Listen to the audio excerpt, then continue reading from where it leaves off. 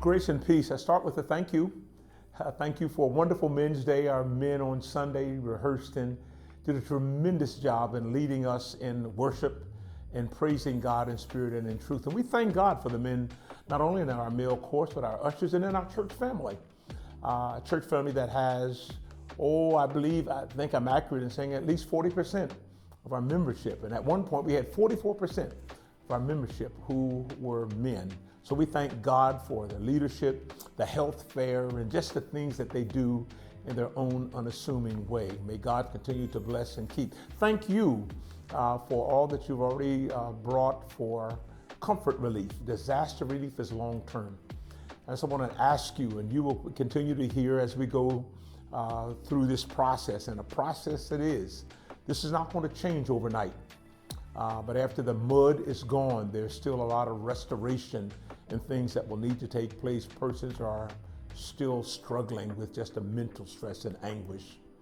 And so we're collecting, particularly now, socks and blankets and sweatshirts and sweaters, caps, as it is getting cold in Western North Carolina, to address the needs as it relates to the clothing items. So I say thank you. Hallowed be thy name. We're excited for our children and youth, and we make a serious investment because we believe in our children and our youth and the community. And it's not just for friendship, it's for the community.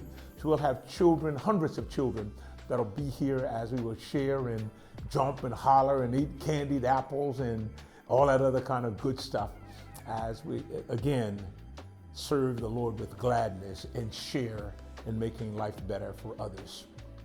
I believe that's God's will for the Christian church, to make life better for others. And friendship, family, and friends, thank you for making it possible. As we are engaged, I was walking the other day and I had to keep dodging because one of my neighbors had on a sprinkler. And rather than having the sprinkler on the grass to make it nice and green, they had that spray was all over in the middle of the road, and I had to keep walking, not one neighbor, but several neighbors. And so I guess they were doing that because they know to have more green in the spring, they must have more water and other things on their lawns during the fall, all because they want more green. And so we're excited and thank God. I look at my neighbors' yards and flowers and I walk around and smile because they all are making an effort by giving Mo to have what will be a pleasant sight this spring. Thank you for all that you are and all that you mean. And sometimes in talking, it's a challenge to know when to put a period or a comma or a semicolon or an exclamation point.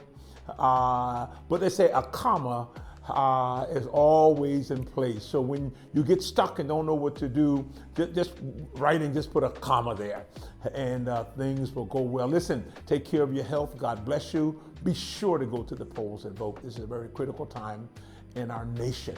And we're not just voting for individuals, but we're voting for the soul and the democracy of America.